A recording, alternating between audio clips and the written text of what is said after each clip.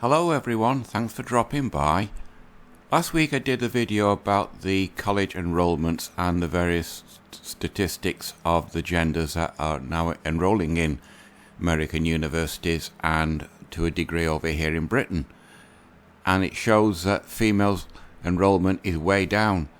Well, to finish this off, as I've more or less exhausted this topic, once you leave college/university, you enter the world of work, and reality hits you smack in the face as to what employers want. So, looking around, I found this. It's about the US economy, and as you can see, it says the economy needs millions of workers, so why can't college grads find jobs?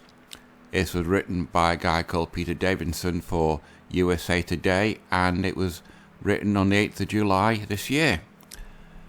It's a generalized account of the difficulties university graduates are finding, but the one or two little things in this article that stand out. The main thing is it does not mention men at all. It says college graduates who graduate may are struggling to find jobs in part because they're competing with both 2020 grads who deferred their job searches during the pandemic and the millions of Americans laid off in the health crisis. Now it says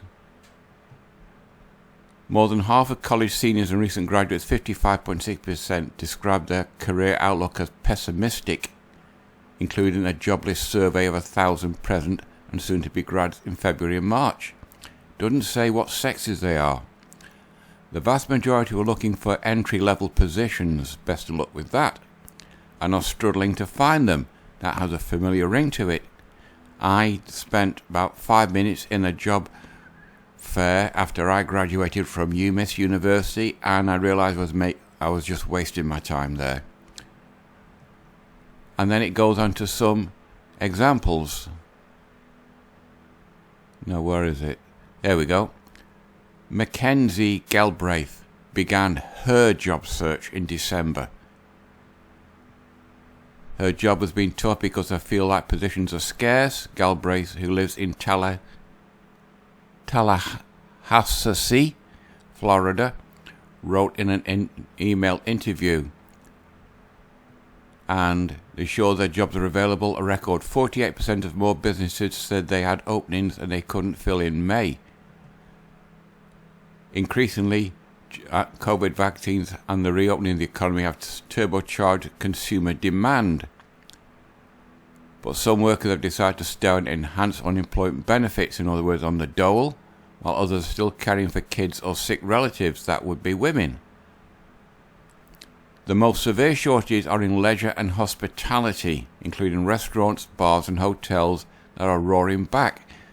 That's waiting jobs. It's still a job. You got a pay slip at the end of the week. College grads generally aren't seeking jobs as servers or frontline desk clerks, but some are eyeing managerial positions. In other words, they're too ambitious. They think it's below them. Many laid-off workers are still sidelined. Graduates still have a leg up in the competition for these jobs, she says. But they may have to act quickly. About half the states have already cut the dole money in jobless benefits.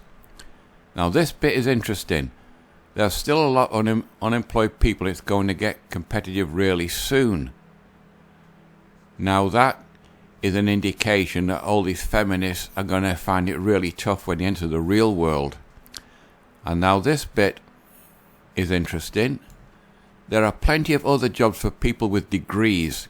Job openings in professional and business services hit a record 1.5 million in April, up from 1.3 million before the pandemic. But such positions are skewed towards high-skilled fields such as information technology, mostly a guy's field, engineering, mostly a guy's field, and healthcare, so sort of 50-50 for guys and women. In industries such as marketing, public relations and social services, which are predominantly female-orientated jobs, many companies cut entry-level jobs during the crisis and have been slow to bring them back.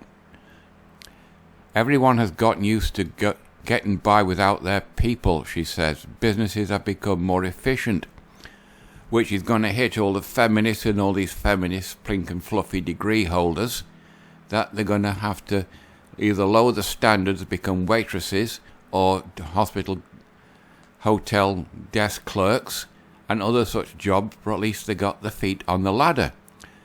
At Amazon, where I work, if I was younger, you can climb up through the company, but being trained by the company, but you've got to get your feet inside the company first.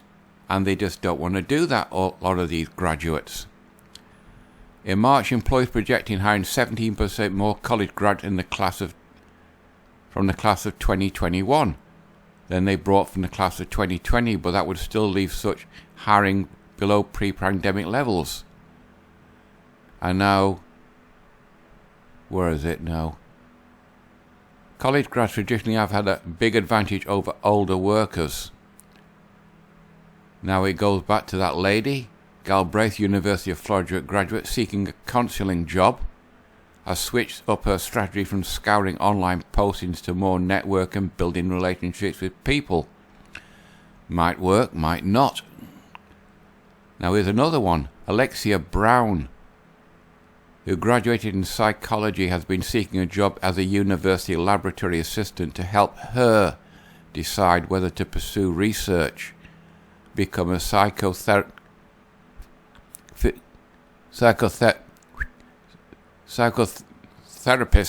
or teach. In other words, she wants to get into the teaching profession where all the other women are, but she says there are few entry-level positions available. Well, as these pink and fluffy courses get axed from university through the lack of overseas students, she's going to have an even harder job as universities cut back. She's also competing with unemployed research assistants who have 2 or 3 years of experience. Now that's the article. Nothing about trade schools. Oh, that's a guy and he wants to get into marketing, but best of luck with that. As I said, there's nothing about trade schools where guys are finding that they've got a better chance of getting a career and a steady job. That's the only article I could find about the post-college careers for all these graduates. On a MGTOW front, I found this. It's MGTOW Israel. It seems MGTOW is moving internationally, albeit in small steps. If you click the like, you bring this up. MGTOW in Germany. Don't know what that is. MGTOW in Israel, another one. MGTOW in Rwanda. MGTOW store. Origin of European gynocentrism and its symbolism. Men are victims too. Zanut. Make money, business for men. And MGTOW, true masculinity, female perpetrators of domestic violence and abuse, and I think that's it. Whoops. How do you get rid of that, Christopher?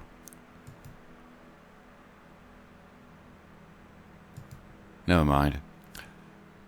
This is mostly in Hebrew, so I have no idea what it's saying.